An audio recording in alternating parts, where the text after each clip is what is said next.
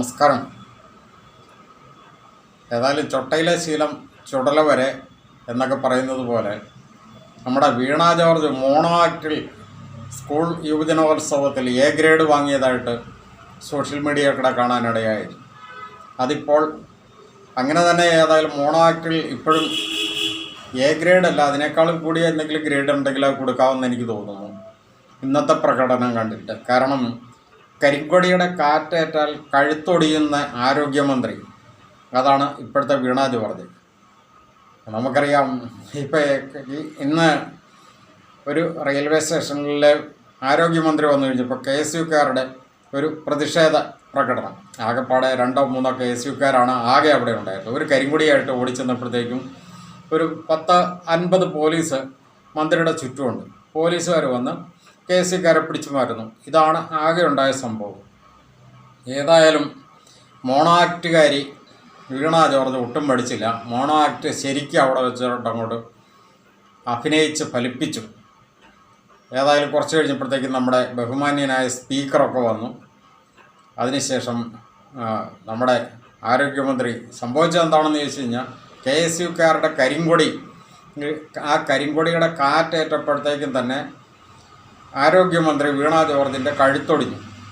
ഇതാണ് സംഭവം. ഏതായാലും വീണ ജോർജ് ICUവിലായി എന്നൊക്കെയാണ് ഇപ്പോൾ വാർത്തകൾ വരുന്നത്. മുഖ്യമന്ത്രി വന്ന് ആശ്വസിപ്പിക്കുന്നു. ആരോഗ്യ കേരളം നമ്പർ 1 ആയതുകൊണ്ട് ആരോഗ്യമന്ത്രിയെ ആരാണ് തൊട്ട് കളിച്ചതെന്നും പറഞ്ഞുകൊണ്ട് ആരോഗ്യമന്ത്രിയുടെ അനുയായികളെന്ന് പറയുന്ന കുറേ പിണറായിസ്റ്റുകൾ കേരളം മൊത്തം അങ്ങോട്ടും ഇങ്ങോട്ടും എന്തൊക്കെയോ വിളിച്ചു കൂവിക്കൊണ്ട് കിടപ്പുണ്ട്. നമ്മുടെ ഒരു ഹർഷീനയുടെ വയറ്റിൽ 5 വർഷം കത്രിക കുടുങ്ങി കിടന്ന കോഴിക്കോട്ടത്തെ സംഭവത്തിനകത്ത് ആരോഗ്യമന്ത്രി വീണ ജോർജ് എന്നിട്ട് സർക്കാരൊപ്പമുണ്ടെന്നൊക്കെ ചേർത്ത് പിടിച്ചതാണ്. ഹർഷീനയുടെ അവസ്ഥ ഇപ്പോഴും എന്താണെന്നുള്ളത് കേരള സമൂഹം കണ്ടുകൊണ്ടിരിക്കുന്നു. അതുപോലെ തന്നെ ICUവിൽ കിടന്ന രോഗീനെ പീഡിപ്പിച്ച ആ പീഡന വീരൻ, ആരോഗ്യ വകുപ്പിലെ പീഡന വീരൻ വാർഡനെ വീണ്ടും ഈ ആരോഗ്യമന്ത്രി ഉൾപ്പെട്ട സംഘം സംരക്ഷിച്ചു കൊണ്ടുവന്നത് നമുക്കറിയാം അല്ലേ. അതുപോലെ തന്നെ ഒരു 6ാം വിരലും മുറിച്ച് മാറ്റാനായിട്ട് ഓപ്പറേഷനെ കയറ്റി കഴിഞ്ഞപ്പം നാവിന് ഓപ്പറേഷൻ ചെയ്ത് നമുക്കറിയാം. അതുപോലെ തന്നെ കൈയൊടിഞ്ഞ് എന്ന പാലക്കാടുള്ള ഒരു 9 വയസ്സുകാരി കുഞ്ഞിൻ്റെ കൈ മുറിച്ച് കളഞ്ഞത് നമുക്കറിയാം. അതുപോലെ തന്നെ ഈ അടുത്ത ദിവസം കൂടെ നെടുമങ്ങാട് ഓപ്പറേഷൻ ഇടയ്ക്ക് ഒരു നവജാത ശിശു മരിച്ച് കഴിഞ്ഞപ്പോഴത്തേക്ക് ആരോഗ്യമന്ത്രിയുടെ അഭ്യാസം നമ്മൾ അവിടെ കണ്ടു. അതിനേക്കാളെല്ലാം ഉപരി ഈ കഴിഞ്ഞ ദിവസം ആലപ്പുഴയിൽ ഉഷ ജോസഫ് എന്ന സ്ത്രീയുടെ വയറ്റിൽ കത്രിക കുടുങ്ങി 5 വർഷം കിടന്നതിനെപ്പറ്റി ആരോഗ്യമന്ത്രിയുടെ അഭ്യാസം നമ്മൾ കണ്ടു. ഇത്തരം കാര്യങ്ങൾ അങ്ങനെ 100 സംഭവങ്ങൾ ഓരോ ദിവസവും അരങ്ങേറിക്കൊണ്ടിരിക്കുന്നു. ആരോഗ്യമന്ത്രിയുടെ നമ്പർ 1 കേരളം ഈ വാചകമടിയും ഈ തുള്ളാട്ടവും അതുപോലെ ഡാൻസ് കളിയും അല്ലാതെ എന്തെങ്കിലും ഒരു സംഭവം ഇവിടെ ഈ മനുഷ്യ സമൂഹത്തിന് ഗുണപ്രദമായിട്ടുള്ളതിനകത്ത് ഇടപെട്ടതായിട്ടുണ്ടോ? അവിടെയൊന്നും ഈ പിണറായിസ്റ്റുകൾക്ക് ആർക്കും യാതൊരു ആക്ഷേപവുമില്ല. ഇന്ന് KSUക്കാരെ 2-3 KSUക്കാരേ ഉള്ളൂ. കൂടുതൽ KSUക്കാരൊക്കെ ഉണ്ടെങ്കിൽ ഒരു 10 പേരെങ്കിലും തയ്ച്ചുണ്ടെങ്കിൽ വേണ്ടില്ല. അതുപോലും ഇല്ലാതെ ഇരുന്ന് ഒരു സംഭവത്തിൽ ആ പാവങ്ങൾ എന്തെങ്കിലും ഒരു പ്രതിഷേധം നടത്തണ്ടെന്ന് കരുതിക്കൊണ്ട് ഒരു കരിങ്കൊടി പിടിച്ചുകൊണ്ട് ഓടിച്ചെല്ലുന്നു. മന്ത്രിയുടെ ചുറ്റും ഇപ്പം അങ്ങനെയാണല്ലോ, ഇവിടെയുള്ള പോലീസുകാർ കൂടുതലും മന്ത്രിമാർക്ക് ചുറ്റുമാണല്ലോ.